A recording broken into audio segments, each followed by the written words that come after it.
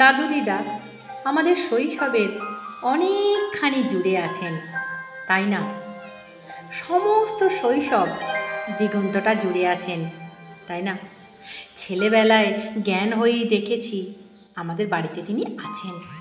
তার বয়স হয়েছিল প্রায় 100 বছর। জ্ঞান হয়ে পর্যন্ত দেখছি তিনি আমাদের পশ্চিমের ঘরের রোয়াকে সকাল থেকে বসে থাকেন। একটা বড় গামলায় গরম জল করে দিদি তাকে স্নান করিয়ে দেয়। ঠাকুরদাদার চোখ ভালো না, তিনি চোখে ভালো দেখতেও পান না। তাকে সকালে হাত ধরে রোয়াকে নিয়ে এসে তার জায়গাটাতে বসিয়ে দিতে হয়। তামাক সেজে দিতে হয় দিদিকে। মা কেবল ঠাকুরদার ভাতের থালাটি নিয়ে গিয়ে তাকে খাইয়ে দিয়ে আসতেন। দিদি আবার তামাকে সেজে দিতেন তাকে। তামাক তিনি খেতে খুব ভালোবাসেন। কিছুক্ষণ পরে ঠাকুরদাদা বসে বসে আপন মনে কী যেন বকতে থাকেন। একটু বেশি বেলায় বাবা নাইবি করে কাছারি থেকে ফিরে বাড়ি ঢুকলেই ঠাকুরদাদা অমনি কান খাড়া করতেন। কে এলো?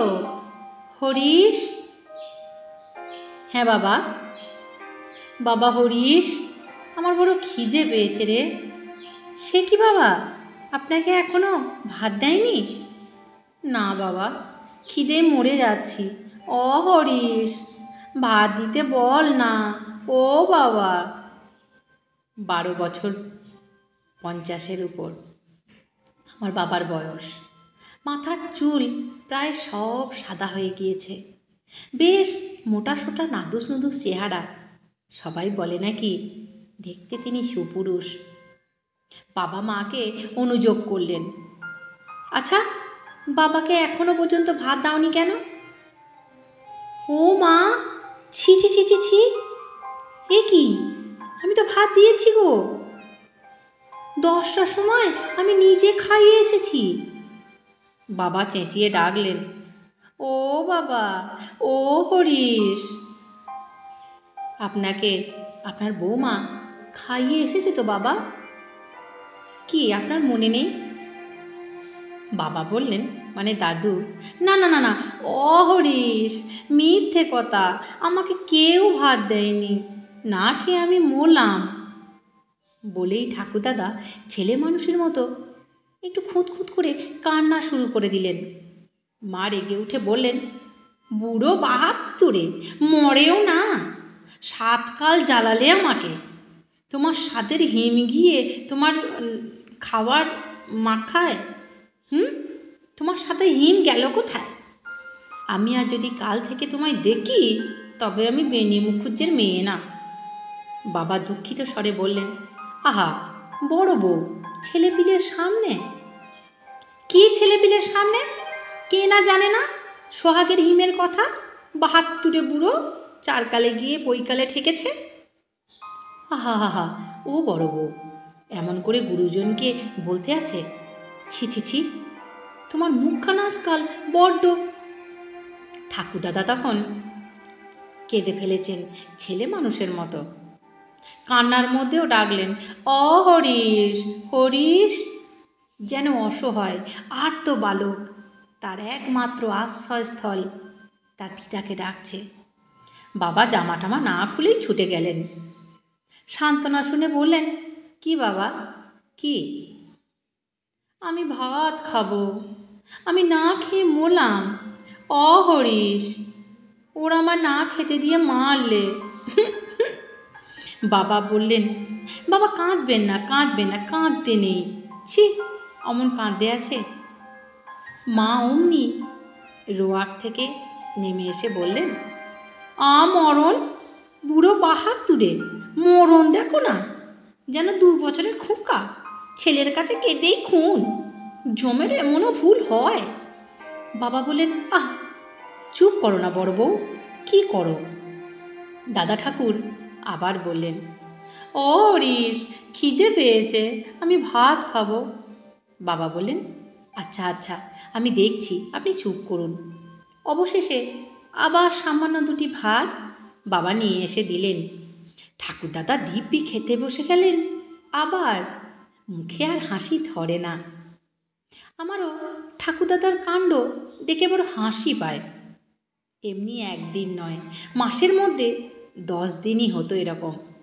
ইতিমধ্যে দিদি শ্বশুর বাড়ি চলে গেল। বাবাকে দেখতাম ঠাকুরদার যত কিছু কাজ নিজের হাতে করতেন, কিন্তু তার সময় নেই। সকালে উঠে সন্ধ্যাআরতি করে জল বাতাসা খেয়ে তিনি বেরিয়ে যেতেন কাছারির কাজে। দুপুরে এসে খেয়ে সামান্য বিশ্রাম করে আবার কাজে বেরোতেন। ফিরতে রাত 8টা-9টা বেজে যেত। এসেই ঠাকুরদার ঘরে ঢুকে তিনি জিজ্ঞাসা করতেন, বাবা, শরীর ভালো আছে? ওদিকে ঠাকুরদাদাও সারা দিনের যত অভাব অভিযোগের কাহিনী জমিয়ে রাখতেন ছেলের সামনে পেশ করার জন্য ঠিক সেই সময়। আর বাবা, শরীর ভালো, একটু তামাক তাও দেয় না জানিস। আমি টিকে ভিজি, আগুনেও ধরল না। আজ এমন মশা কামড়াতে লাগলো দুপুরবেলায়, মশারিটাও কেউ টাঙিয়ে দিল না। এই দেখ না পিঠটা। তারপর কাঁদা কাঁদা সুরে বললেন, তুই একটু হাত বুলিয়ে দে না ও হরিশ। বাবা বসে বসে হাত বুলিয়ে দিতে লাগলেন। জানিস, তুই যখন বাড়িতে না থাকিস তখন আমার বড় অগ্রাহ্যি করে রে সবাই। এক ঘটি জল চাইলেও সময় মতো কেউ দেয় না বাবা। সত্যি তো? আহা, আমি সব বলে ঠিক করে দেব বাবা। দিস, ভালো করে বলে দিস তো। দেব। তোর খাওয়া হয়েছে? না বাবা, এই তো এলাম। যা বাবা, হাত মুখ ধুয়ে নে, জল টল খা। তোকে পেট ভরে খেতে দেয় তো? হ্যাঁ বাবা। দেখি সরে আয় তো, একটু মোটা সোটা হলি কি না, নাকি সেই রকমই আছিস? জানিস, ছেলেবেলায় তোর শরীর ছিল এমন রোগা, তোর গর্ভধারিণী একদিন বললেন খোকার জন্য ছাগলের দুধের ব্যবস্থা করো। তখন মেহেরপুর নীলকুঠিতে আমি কাজ করি, সেখানেই তো জন্ম, জানিস তো?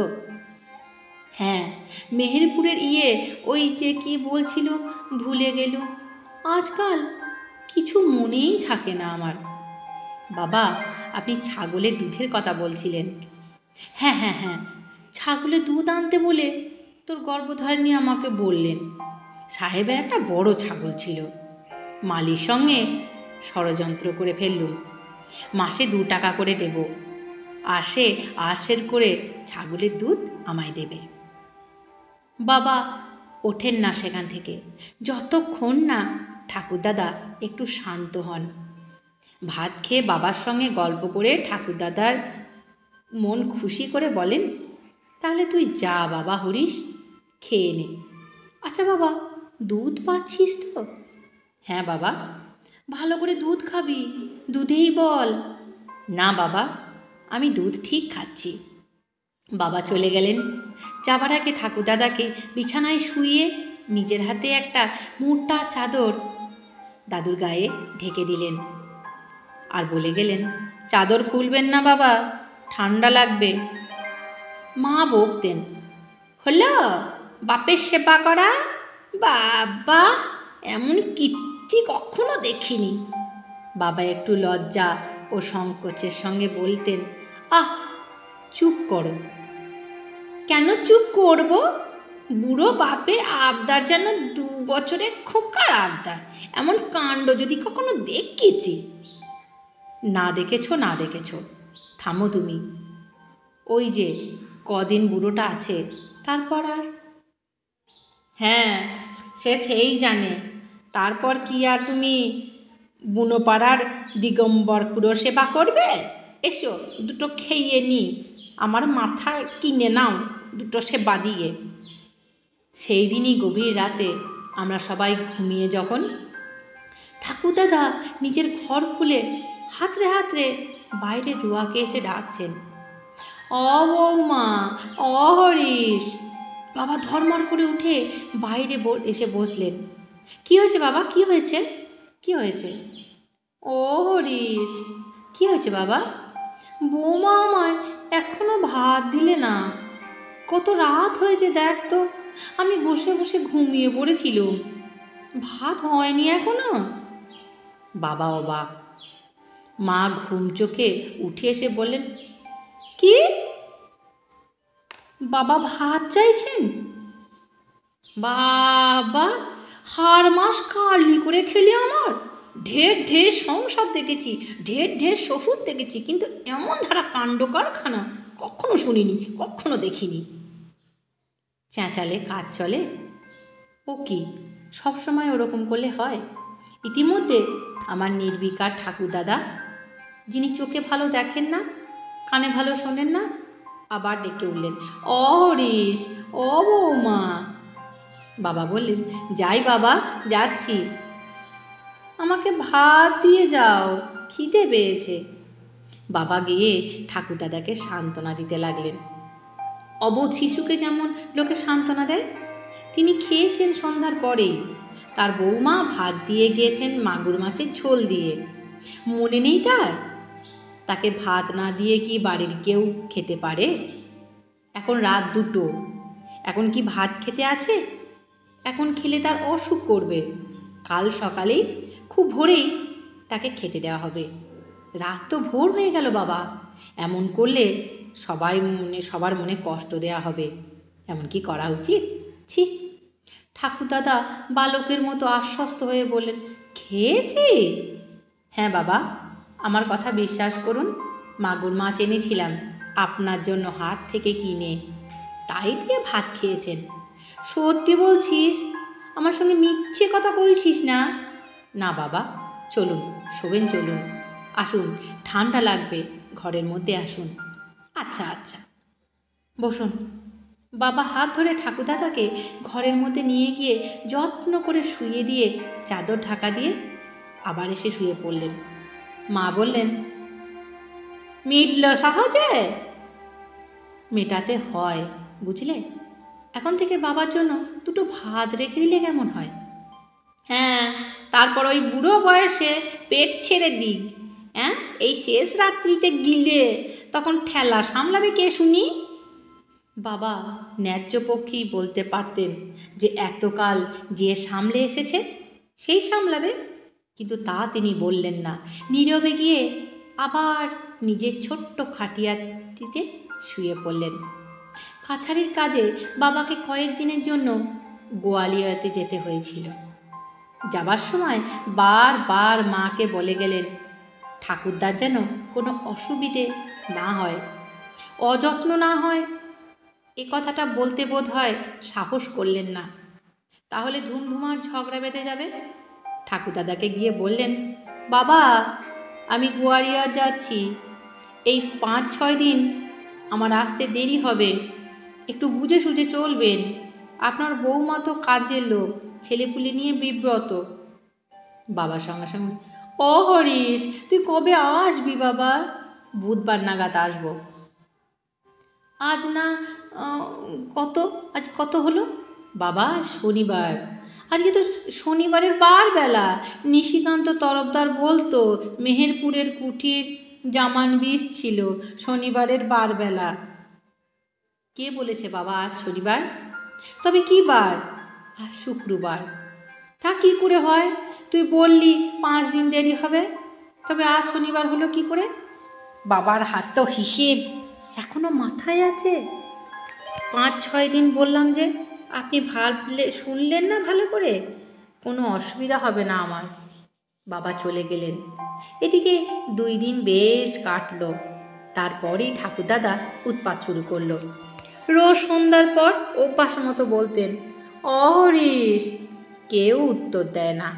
মা আমাদের চোখ টিপে বারণ করে দিতেন বাবা বাড়ি আসেননি সে কথা বলতে, কারণ তাহলে ঠাকুরদাদা উদ্বিগ্ন হয়ে উঠবেন। অহরিশ, বাড়ি এলি? অহরিশ। আমি মায়ের শিক্ষা মতো বলতাম, না, এখনও বাবা আসেনি। আজ কখন কাছারি গেল? আমাকে তো বলে গেল না। আমি উত্তর দিনে, অহরিশ, ঠাকুরদাদা তামাক সেজে দেব? আমি বললাম। এটিও কিন্তু আমার মায়ের পরামর্শ, এই একমাত্র উপায় ঠাকুরদাদাকে অন্যমনস্ক রাখবার।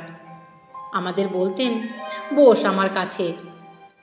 আমি আমার ছোট্ট ছোট্ট ভাই বোন নীলু, পুচু ও 2 বোন সরলা আর বিনু ঠাকুরদাদাকে ঘিরে বসতাম। সবাই এসেছে? হ্যাঁ ঠাকুরদাদা, সবাই এসেছে। এ বিনু এসেছে? আমার কাছে এগিয়ে এসে বসো সবাই। শোনো, সুন্দরবনে 156 নম্বর লাটে আমার মনিবের কাছারি ছিল। পাইকপাড়ায় রাজা ঈশ্বরচন্দ্র সিংহ মস্ত বড় জমিদার। আমি সেখানে থাকতাম। সে কাছারির নাম ছিল গড়ানহাটির কাছারি। সুন্দরী আর গড়ান কাঠের জঙ্গল ছিল কি না, তাই নাম ছিল গড়ানহাটি। একবার নোনাতলার খালে আমাদের ডিঙি লেগেছে। মাঘ মাসের দিন জলে শোন নেমেছে। সে কি ঠাকুরদা?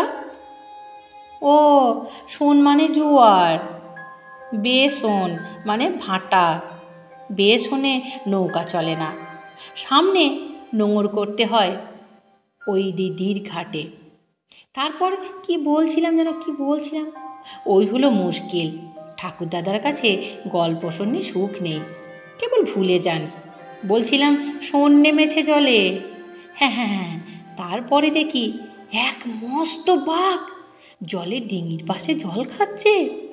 আমাদের সঙ্গে উজির আলী বিশ্বের ছিল বড় শিকারী। সে এমনি বন্দুকের তোপ লাগিয়ে এক দড়াম করে 1 1.5 2 ব্যাস, বাঘ উল্টে পড়ল খালের জলে। হ্যাঁ মনু, কি তোর বাবা এলো? না, এখনো আসেনি রে। গিয়ে একবার দেখো না দাদাভাই আমার দেখো। হরিশ, আসেনি বাবা, গল্প বলুন ঠাকুরদাদা। দেখো, এসো না দাদাভাই, একবার দেখে এসো। দেখতে হবে না, বাবা আসেনি, এলে আপনার সঙ্গে কথা বলতেন না। ঠাকুরদাদা আবার গল্প বলতে শুরু করলেন। বাঘের গল্প জমাতে পারলেন না, কেবল ভুলে যান। আবার গোড়া থেকে শুরু করলেন, উল্টো পাল্টা করে ফেললেন। কখনো বলেন শিকারীর নাম উজির আলী বিশ্বাস, আর কখনো বলেন তার নাম আজিমুল্লি বিশ্বাস। এমন সময় মা ভাত নিয়ে এলেন। আমরা বললাম, ঠাকুরদাদা ভাত এনেছেন মা? ও, এসো বৌমা, কি রাঁধলে? মাছের ঝোল আর চচ্চড়ি। বৌমা, হরিশ আসেনি? মা বললেন না। এখনো এলো না? রাত তো অনেক হয়েছে। রাত বেশি হয়নি, আপনি খেতে বসুন, আমি দুধ আনি গিয়ে। হরিশ এলে বলো আমার সঙ্গে যেন দেখা করে। মা চলে গেলেন। ঠাকুরদাদার সামনে দাঁড়ালে ঝুড়ি ঝুড়ি কথা বলতে হয়। ঠাকুরদাদার খাওয়া শেষ করে কিন্তু অন্য দিনের মতো শুতে গেলেন না। ঠায় অনেক রাত পর্যন্ত রোয়াকে বসে রইলেন। তার কেবল মাঝে মাঝে যার তার পায়ের শব্দ শুনে বাবার নাম ধরে ডাকতে শুরু করেন। অনেক রাত্রে মা বললেন, বাবা আপনি এবার শুয়ে পড়ুন, ফুচুকে পাঠিয়ে দিচ্ছি, আপনাকে শুয়ে আসুক।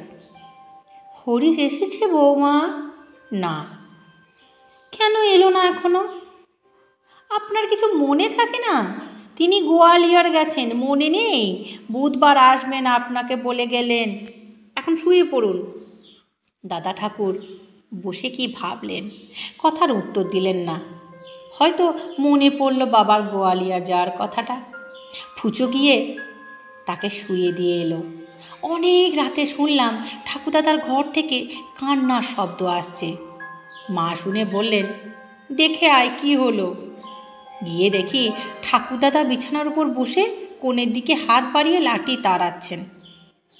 তিনি নাকি এক্ষুনি বাবার সন্ধানে বেরুবেন। বাবা কেন এখনো আসেননি? তিনি মোটেই ঘুমোতে পারেননি। আমরা জানি এ কথা ঠিক নয়। ঠাকুরদাদা বসে বসে ঢুলে পড়েন, তিনি না ঘুমিয়ে আছেন এত রাত পর্যন্ত।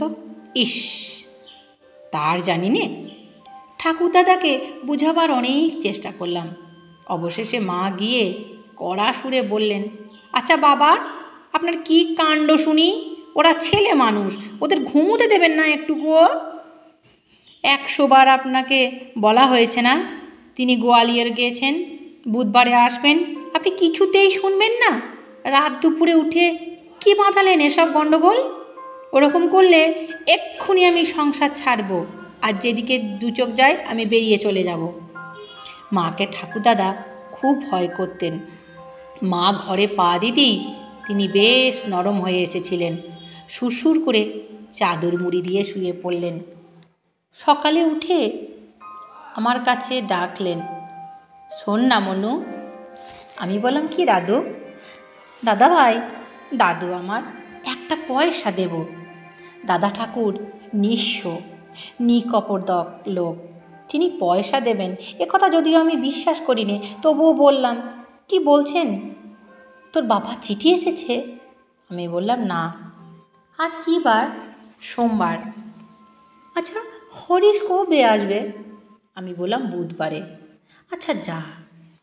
বুধবারে বাবা কী জন্য যেন এলেন না, কি জানি। ঠাকুরদাদা সারাদিন রোয়াকে বসে রইলেন, গম্ভীর মুখে তামাক খান, আর মাঝে মাঝে বলেন, কে এলো? হরিশ। কিসের পায়ের শব্দ রে? ও ফুচু, ও নীলু। ফুচু বললে, আমাদের রাঙি গাইয়ের বকনা ঠাকুরদা। ও, ওই রকম চলল সারাদিন। রাতে খাবার সময় খেতে বসেছেন, আর মাঝে মাঝে কান খাড়া করে রেলগাড়ির শব্দ শোনবার চেষ্টা করছেন। মুখে কিন্তু কিচ্ছু বলেন না। হঠাৎ বড় গম্ভীর হয়ে গেলেন। আমি তামাক সেজে ঘরে ঢুকতেই চমকে উঠে বলেন, কে? আমি বললাম, মনু। 9টার গাড়ি গিয়েছে জানিস? এখনও যায়নি। আপনি শুয়ে পড়ুন। শব্দ পাসনি গাড়ির? আমি বললাম, না। ও, বাবার মুখের কথা আনলেন না। বললেন, পান ছেঁচে এনেছিস? নিয়ে আয়। বাবা তার পরদিন এলেন না।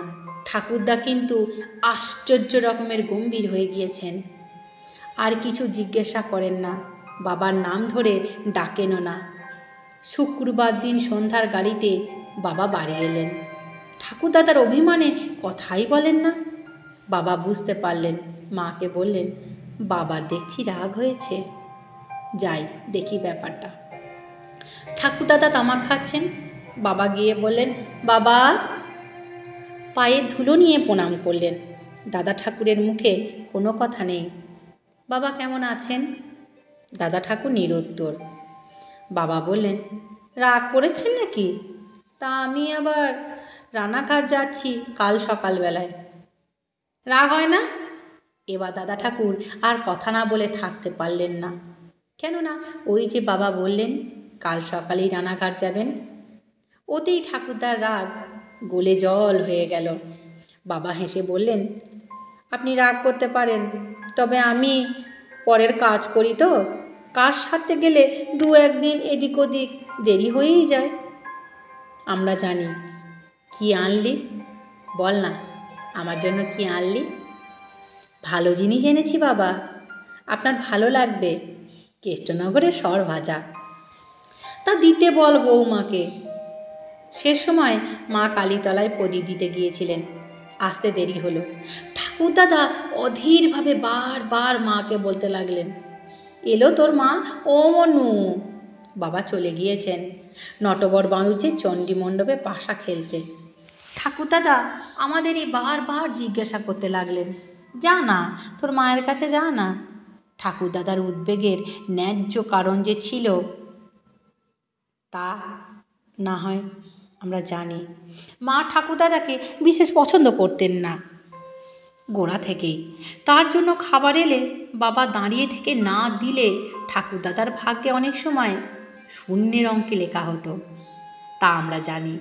মা বলতেন ছেলেপিলের ভাগ্যে আগে, তা নয় 72 বুড়ো খোকনের আগে খাওয়ানো। এত আমার শ্বশুর ভক্তি নেই বাবা। উনি আমায় কী করেছেন কোন কালে? কখনো একখানি কাপড় দিয়েছেন পুজোর সময়? ওর হাতে যখন পয়সা ছিল, যখন পাইকপাড়ায় কাজ করতেন। আমি আজ তো আসেনি এ সংসারে, আমারও হয়ে গেল 30 বছর। আজই নয় এই ভীমরতি হয়েছে, তা কোনো কালে উনি তো ভালো ছিলেন। ওই ছেলে আর ছেলে, আর সব যেন বানের জলে ভেসে এসেছিলাম। একটা নাড় কিংবা এতটুকু আমসত্ত্ব ছেঁড়া পড়তো দাদা ঠাকুরের ভাগ্যে। বাবা নিজের হাতে খাবার নিয়ে ঠাকুরদাদাকে দিতেন বোধহয় এই জন্যই। আগে ঠাকুরদাদাকে না খাওয়ালে বাবার যেন তৃপ্তি হতো না। আষাঢ় মাসে ঠাকুরদাদা জ্বরে শয্যাশায়ী হয়ে পড়লেন, আর উঠতে পারেন না। বাবা তাকে বিছানা থেকে উঠিয়ে মুখ ধুয়ে কাপড় ছাড়িয়ে ওষুধ খাইয়ে দেন। বেদানার রস করে মিছির গুঁড়ো মিশিয়ে খাওয়ান। কাছারি থেকে আসার পথে ঠাকুরদাদার ঘরে কিছুক্ষণ বসে তবে এসে স্নানাহার করেন। কি উদ্বেগ তার ঠাকুরদাদার অসুখের জন্য। মা বলতেন, বাবা জ্বর কত দেখেছিলে? উনি তো ভুলে যান, ওষুধ ঠিক মতো দেবেন তো। ছেড়ে উঠেও ঠাকুরদাদা প্রায় 2 মাস বিছানা ছেড়ে উঠতেই পারেন না। বাবা আজ ছাগলের দুধ, কাল চাল কুমড়োর মেঠাই, পরশু আমলকির মোরব্বা, যে যা বলে তাই জোগাড় করে নিয়ে এসে খাওয়ান। দাদা ঠাকুর গায়ে বেশ বল পেলেন। ঠাকুরদাদাও হয়ে গেলেন একেবারে বালক।